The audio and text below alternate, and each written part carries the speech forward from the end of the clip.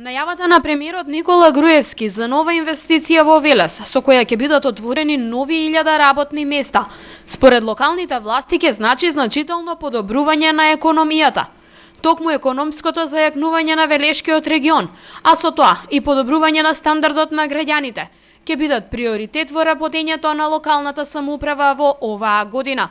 Успешно реализираните проекти во 2015-та, вели граденачалникот Чадиев, даваат мотив за уште поголеми напори за вложувањето во економијата во оваа година.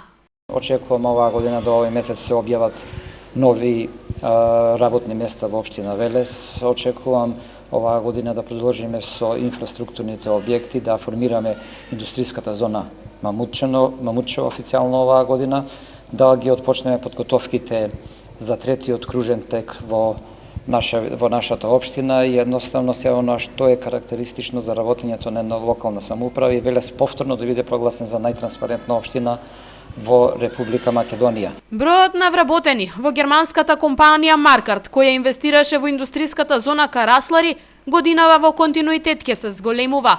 Нови работни места ќе се отворат и во поранешен Киро Ќучук.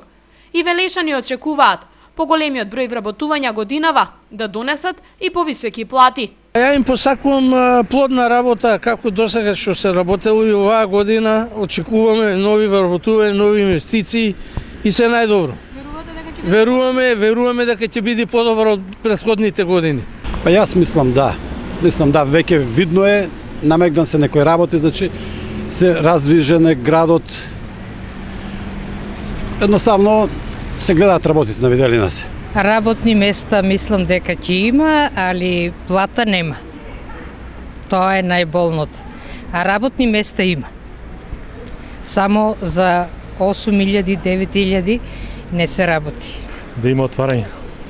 Вработување, младите да се вработуваат и така. На крајот од 2015-та и кинескиот амбасадор во земјава ја посети општина Велес.